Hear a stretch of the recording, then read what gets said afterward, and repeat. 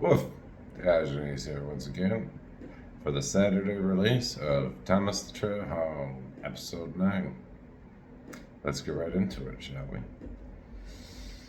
The Phantom Wait at Dennis Cove Shelter near Laurel Falls. The rain came down sideways that night, the kind that makes the air feel heavy, enough to drink. We followed the sound of water until it became everything. River, sky, breath, thought. The old man found a shelter, half hidden in rhododendron. 3 walls of soaked pine and one open face to the storm.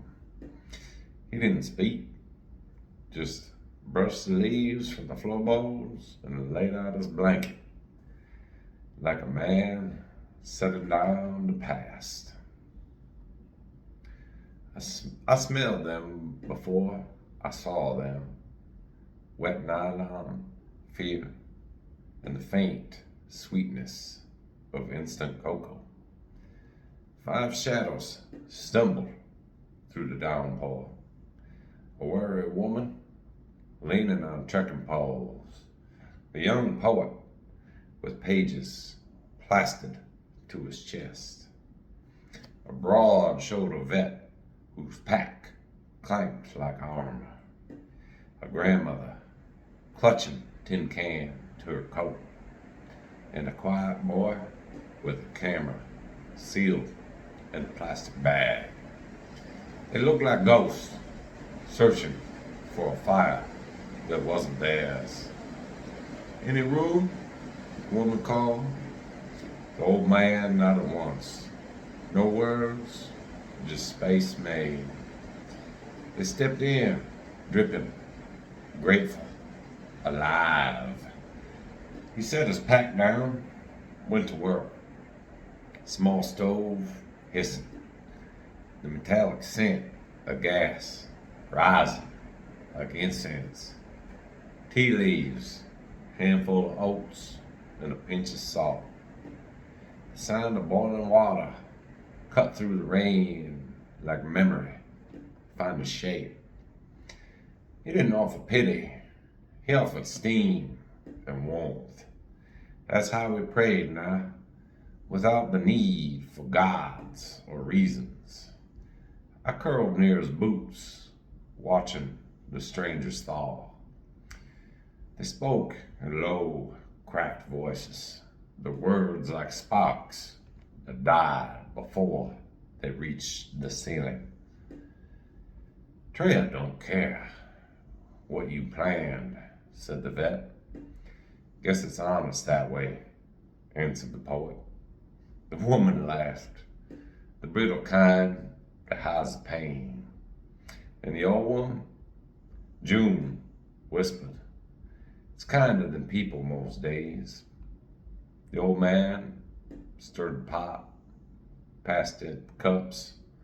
No sermon, no smile, just enough for everyone. The smell of the rain pulled me out towards the creek. Something in the wind called, faint, metallic, familiar. I followed it through the underbrush, paws sinking into the soaked earth.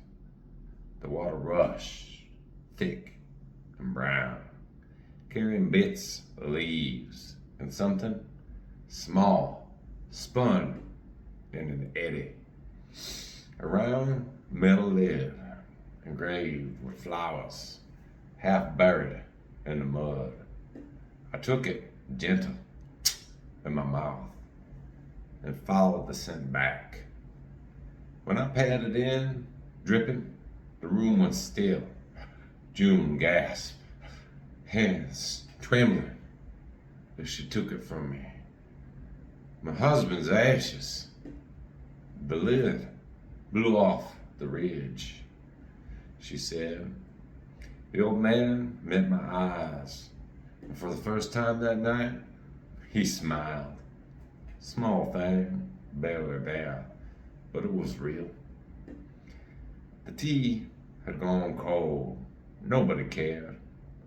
They sat in a circle, of steam and rain noise, talking about broken knees, lost wars, runaways, and homecomings. The poet read a line he'd written on the back of a wet page. When the pack is empty, we remember the weight. The vet nodded. June held the tin can close. The old man stared into the rain beyond the shelter, his hands still for the first time in months. I think he heard something inside him loosen. Maybe he realized the storm was no enemy, just another kind of silence. By morning, the creek had calmed to a whisper. Mist cooled through the trees, soft and forgiving.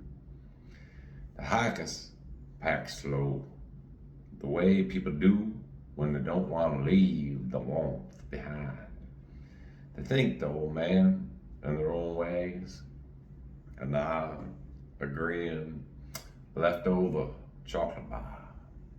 Then they were gone, swallowed by the trail. He poured the last of the tea into the mud, watching the earth drink what the sky had given back. I watched him reach for his pack, strap out of habit, and stop halfway, hovering in the air. He realized there was nothing left to lift. No chain, no blade, no vow of vengeance, only the ghost of what had been heavy.